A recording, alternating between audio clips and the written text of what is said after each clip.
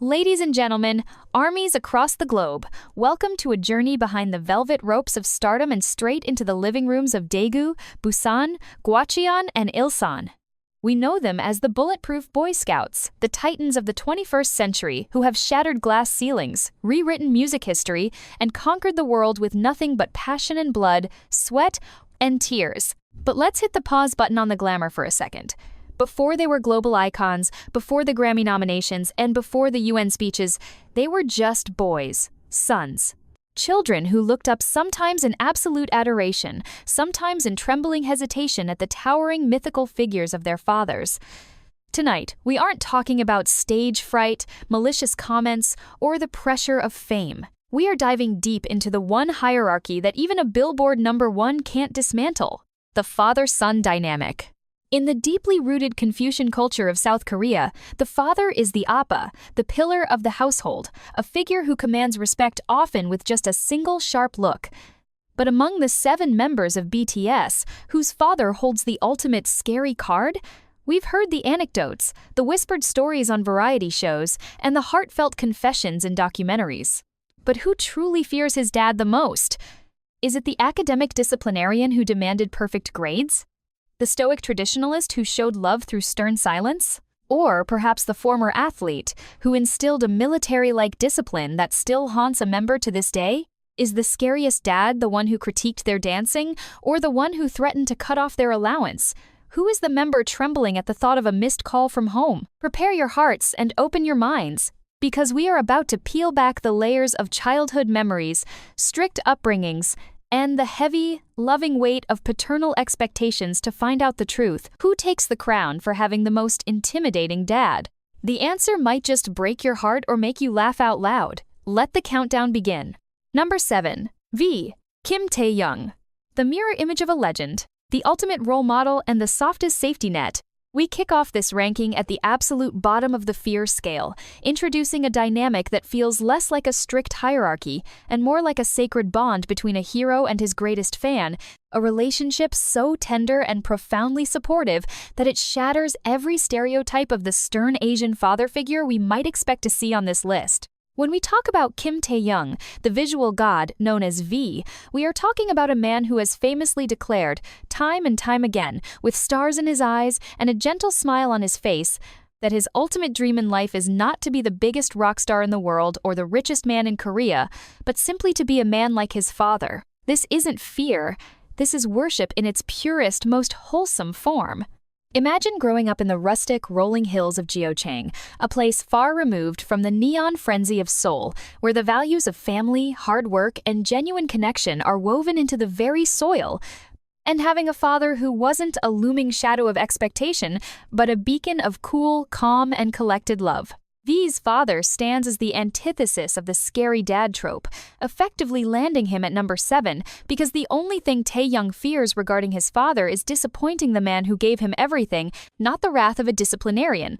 We have to dive deep into the legendary Red North Face jacket story to truly understand this, a narrative arc that sounds like a movie script but is the absolute reality of V's pre-debut life.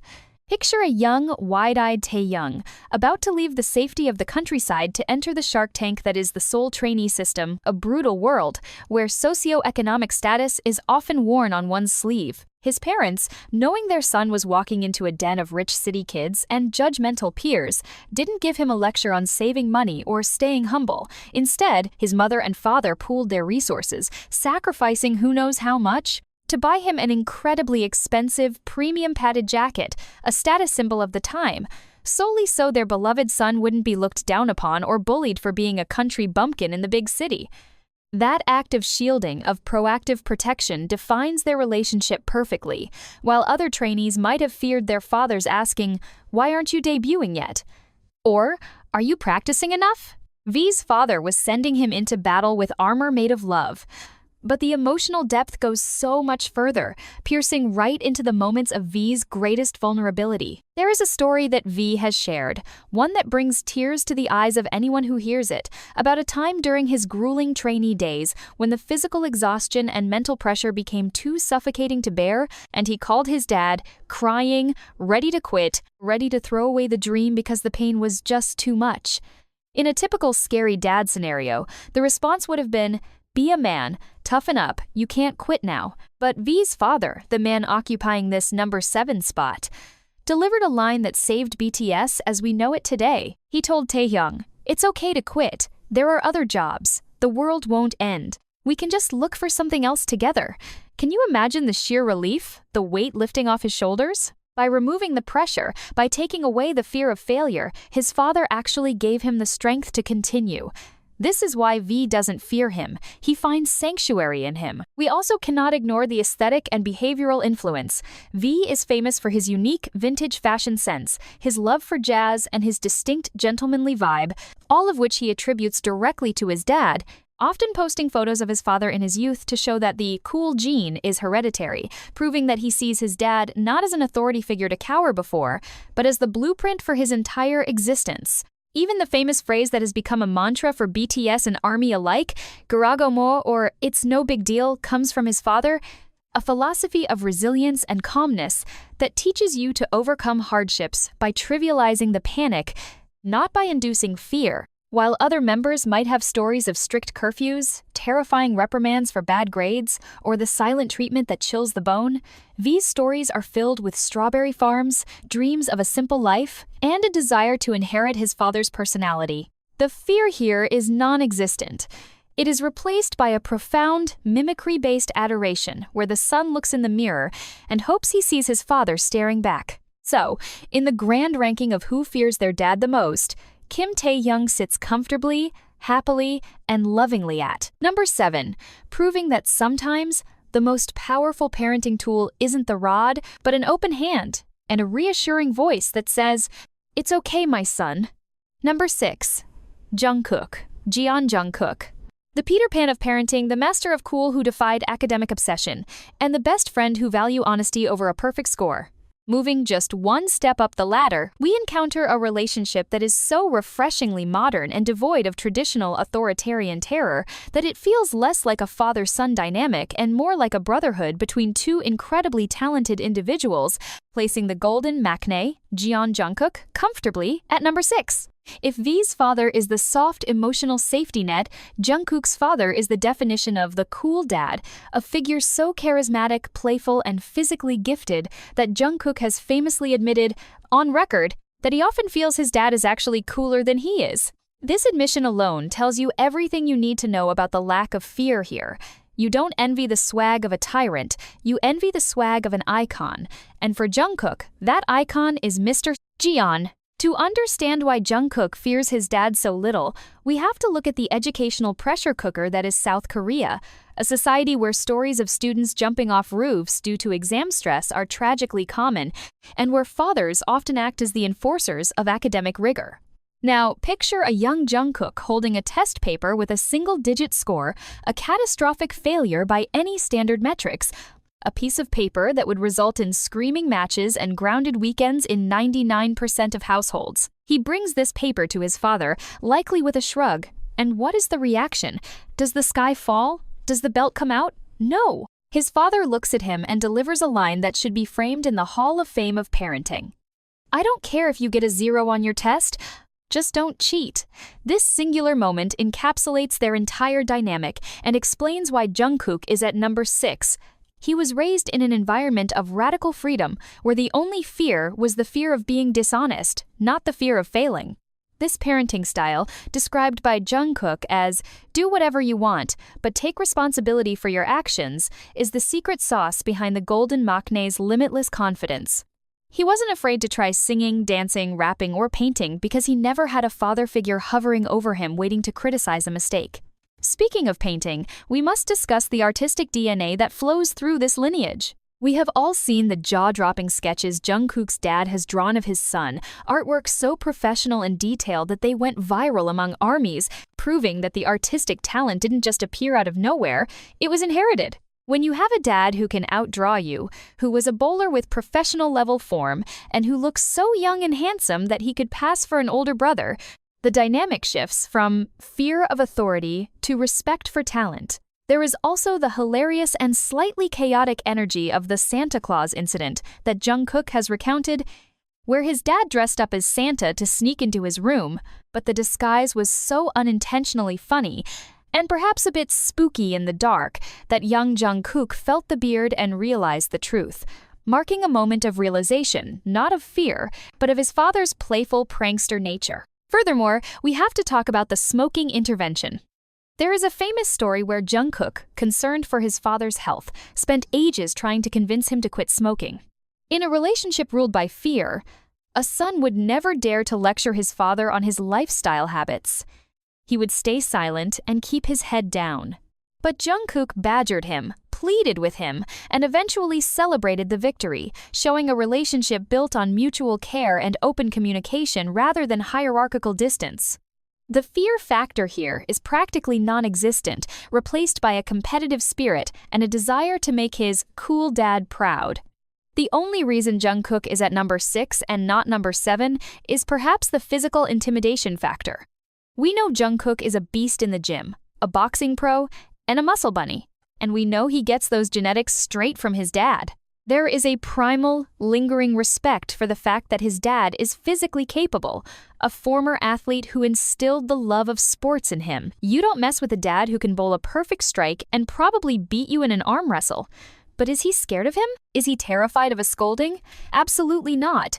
Jungkook's dad is the man who let him drop out of the traditional path to chase a neon-colored dream and soul at the tender age of 15, trusting him completely. When we look at Jungkook today, tattooed, pierced, unapologetically himself, we are looking at the product of a father who said yes when the world said no, a father who valued his son's happiness over his report card. So, while other members might have stories of strict curfews and stern lectures, Jungkook sits back with a grin, knowing his dad is probably just drawing a portrait of him or planning their next bowling match, securing his spot as the member with the second least fearful father relationship in the group. Number 5. J-Hope, Jung Ho-seok, the stoic literature teacher who despised the noise, the battle between street dance and textbooks, and the silence that was louder than scream. We land at number 5 with the group's Radiant Sunshine, the dance leader J-Hope, and this placement might come as a shock to many because how can a man who exudes so much joy and freedom have a scary dad? But do not let the smiles fool you. J-Hope's placement here is cemented by the intimidating, towering shadow of his father's profession, a high school literature teacher.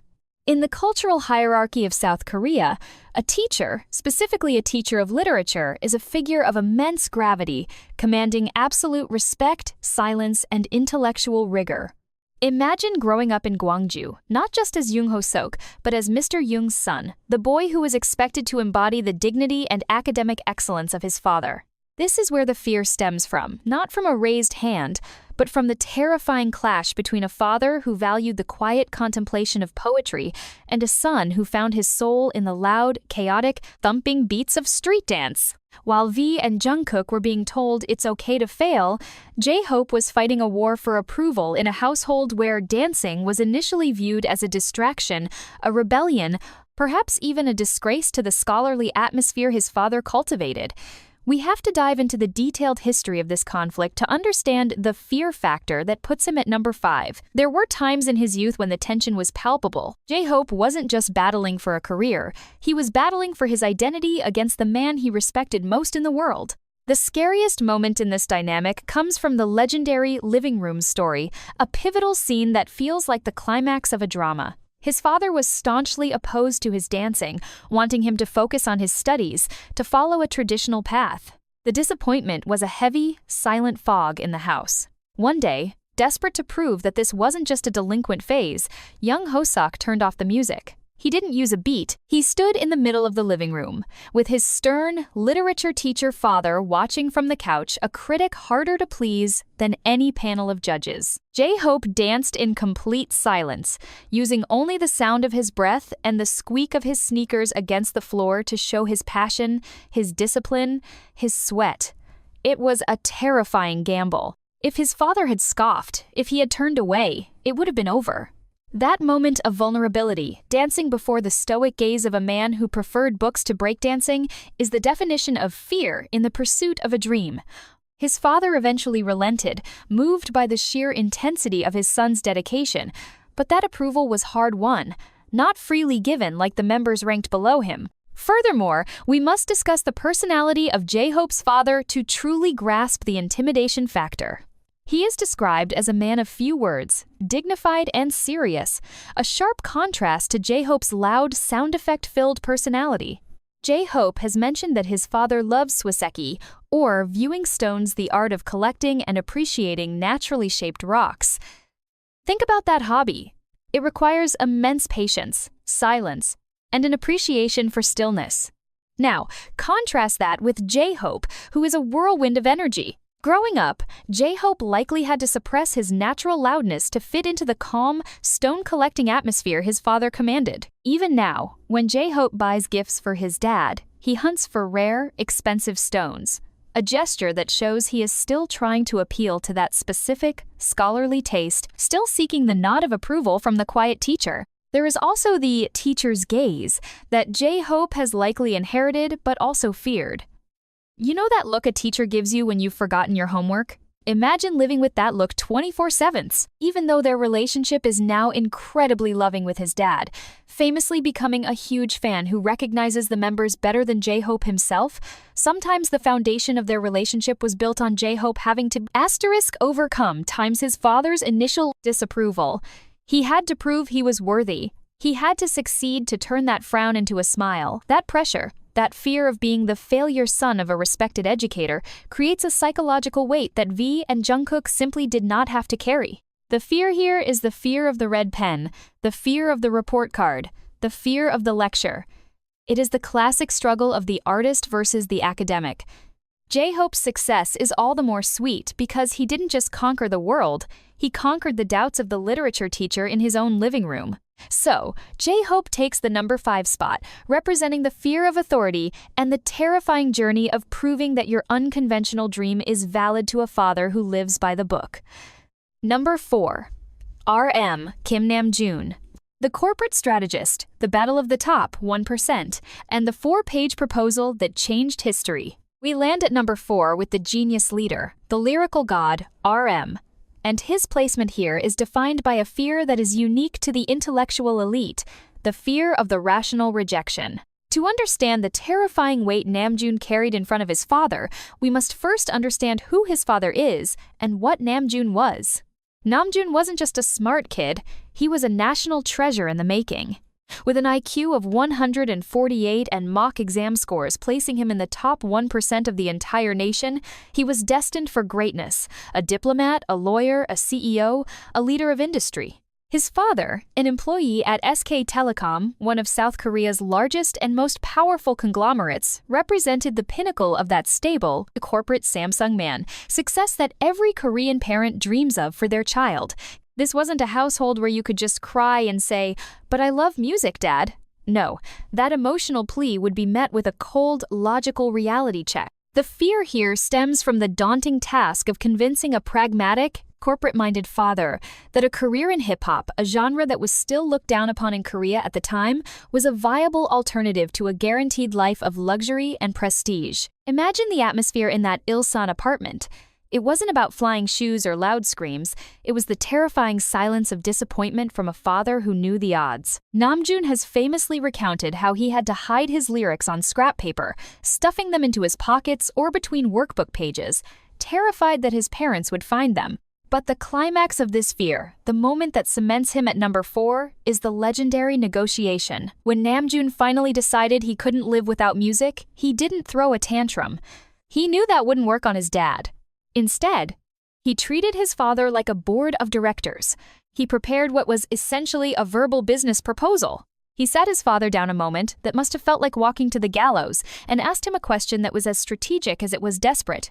"Dad, do you want a son who is in the 5,000th place in academics, or a son who is number 1 in rap?" This is why the fear is so palpable. He was gambling everything on a rhetorical question. If his father had said, "I prefer the 5,000th place scholar," it would have been game over. Namjoon knew his father operated on logic, so he had to use logic to defeat him.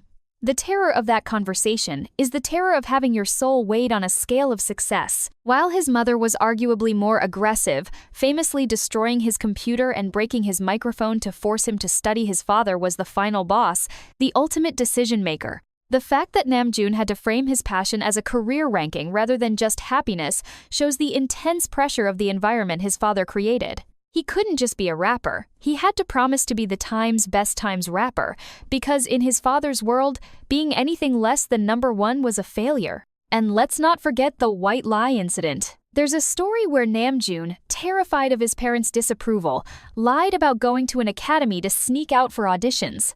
The guilt of lying to a father who worked tirelessly at a corporate job to fund his education is a heavy, gnawing fear that eats you from the inside.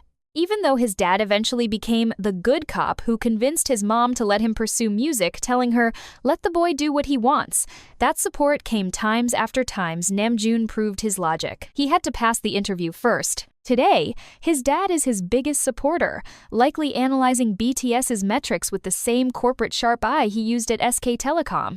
But the ghost of that Ilson boy, trembling while holding his report card and his rhyme book, staring at a dad who expected the world from him, keeps RM firmly at number 4. It was the fear of letting down a giant, the fear of proving his father right that music was a waste of time. Thankfully, Namjoon won the negotiation, but the sweat on his palms during that presentation was undoubtedly real. Number 3. Jin. Kim Seokjin. The CEO's heir, the crushing weight of silence, and the heartbreaking quest for a single bragging right. We have arrived at the bronze medal of paternal fear, and it is awarded to the oldest, the worldwide handsome, the visual king Jin. Placing Jin at number 3 might confuse those who only see his flying kisses and dad jokes, but make no mistake, behind that effortless humor lies a childhood defined by the terrifying shadow of a business tycoon. While other members feared scoldings or spankings, Jin feared something far more psychological and deeply scarring: irrelevance. To understand the fear Jin holds for his father, you must understand the sheer magnitude of the figure casting the shadow.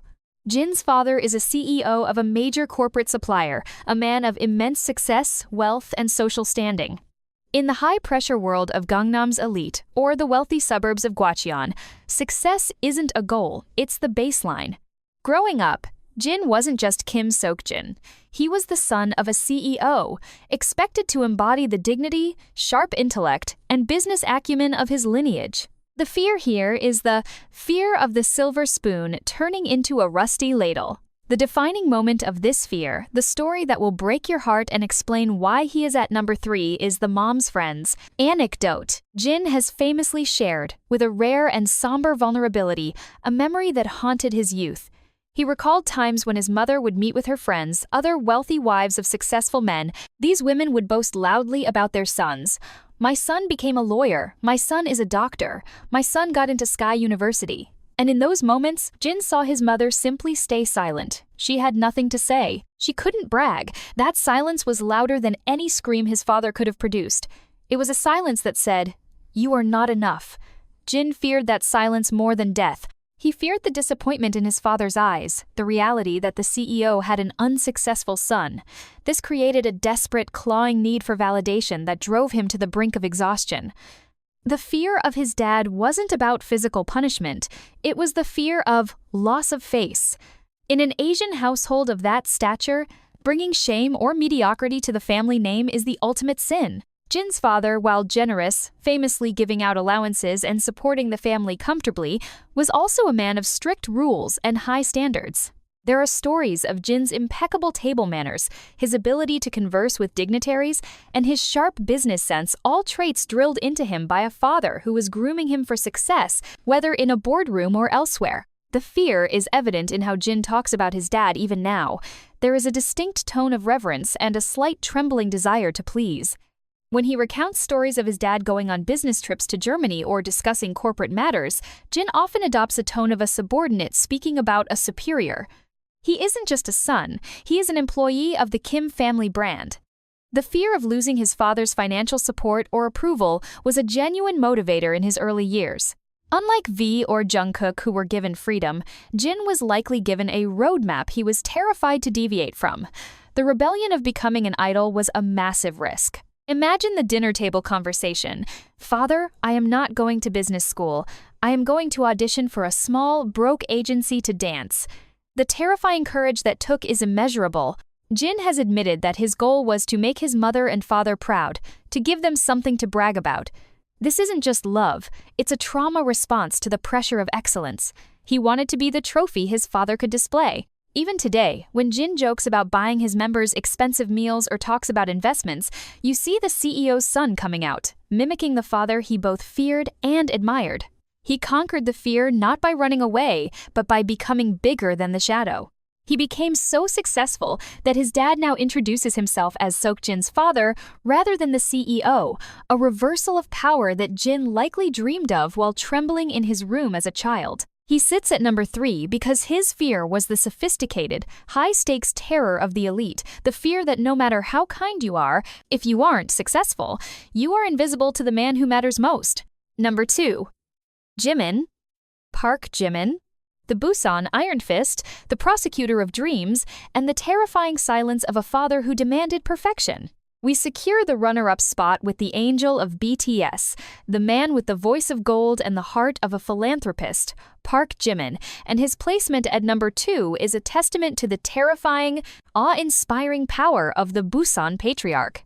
While the world sees Jimin as a soft, giggling, affectionate being, the architecture of his personality, his spine of steel, his obsessive perfectionism, and his unparalleled politeness was forged in the fires of a household ruled by a father who is the definition of intimidating benevolence.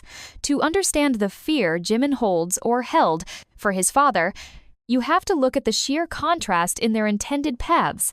Mr. Park is a man of immense standing in his community, a figure who commands respect not just as a business owner, now famous for his cafe, Magnate P, but as a man of traditional values who envisioned his eldest son as a high-ranking civil servant, a prosecutor, or a judge. In the conservative social fabric of Busan, these are the holy grails of professions. Now, imagine the terror of young Jimin, a top student who was class president for 9 years straight, a feat achieved essentially to please his father and maintain the family honor, having to walk up to this pillar of stability and say, "Dad, I want to learn modern dance."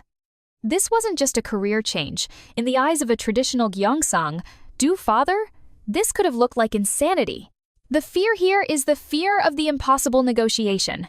Jimin has revealed that his father was initially very against his dream, a resistance that was likely delivered not with screaming, but with the terrifying, stern logic of a man who knows better. The scariest moment in Jimin's pre-debut life wasn't an audition. It was the moment he had to write a detailed, multi-page letter to his father to convince him. Think about the pressure of that act. He couldn't just cry or beg. He had to present a thesis on his own future, trembling as he handed it over, knowing that a single no from Mr. Park would have ended his career before it began. Jimin's teacher even had to intervene, stepping in to plead with his father, telling him, "Your son has a rare talent. Do not squash it." The fact that it took an external authority figure to sway his dad shows just how immovable and intimidating Mr. Park's will was. But the fear runs deeper than just career choice. It is embedded in Jimin's behavior. Have you ever noticed that Jimin is the member who bows the deepest? The member who is most terrified of being rude? The member who apologizes the most? This is fear conditioning at its finest. It comes from being raised by a father who was a strict disciplinarian regarding manners and etiquette. In interviews, Jimin has mentioned that his dad was a scary person when he was angry, a man who wouldn't tolerate a toe out of line. There is a story, often whispered among fans, about the times Jimin would call home during his trainee days when he was almost kicked out of Big Hit 8 times.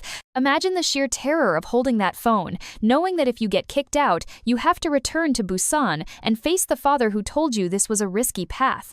The fear of that "I told you so" look must have been the fuel that kept Jimin practicing until 4 a.m. Even today, despite the loving relationship they now share with his dad sending bouquets of flowers to concerts and running a cafe that acts as a shrine to his son, there is a lingering aura of deference. When Jimin talks about his dad, he sits up straighter. He speaks with honorifics. He doesn't joke about his dad in the same way the others might. It's a relationship built on a foundation of intense, bone-deep respect that borders on fear of authority. Mr. Park is a man who donates to charities and supports schools, a big man in the community.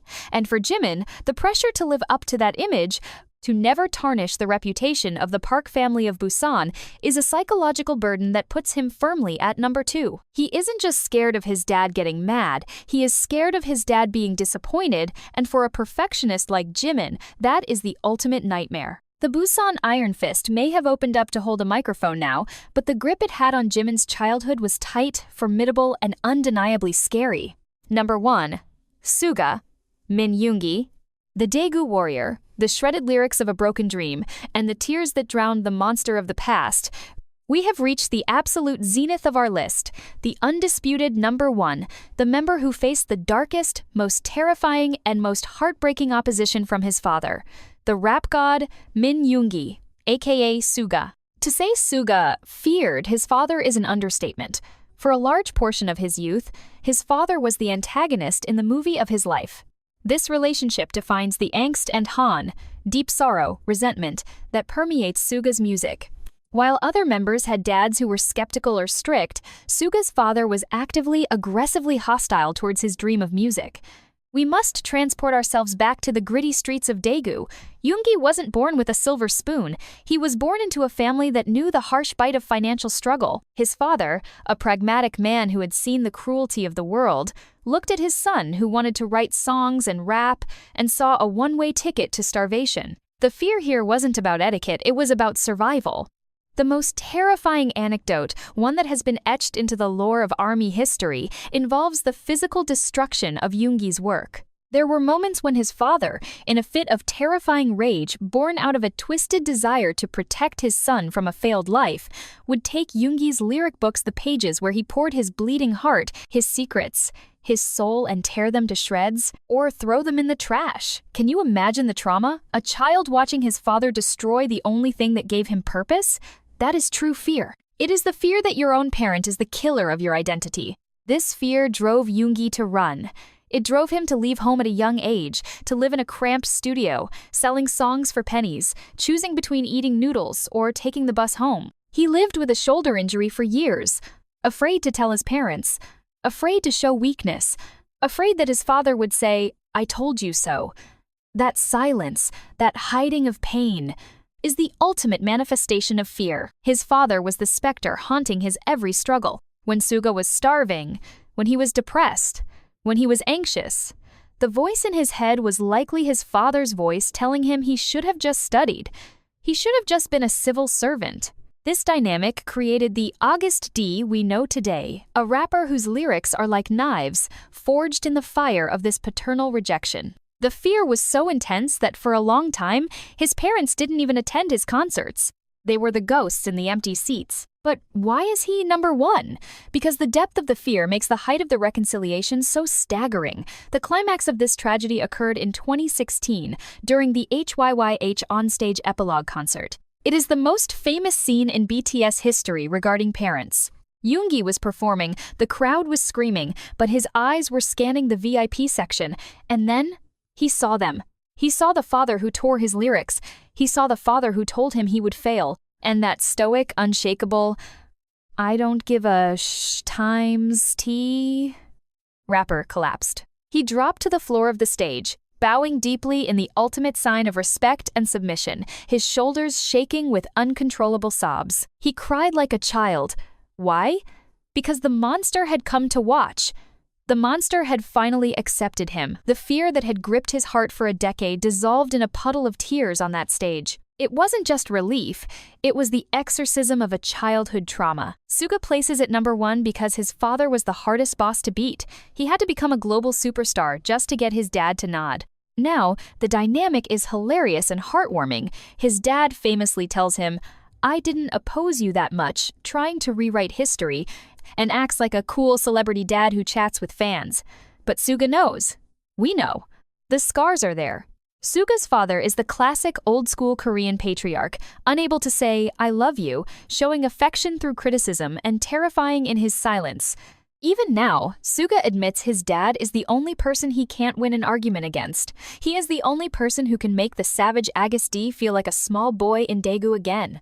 The journey from enemy to number 1 fan was paved with broken glass, starvation, and fear. Suga sits on this throne not because he is still scared, but because the fear of his father was the fire that forged the diamond he is today. He feared his dad the most, and because of that fear, he became the strongest of them all.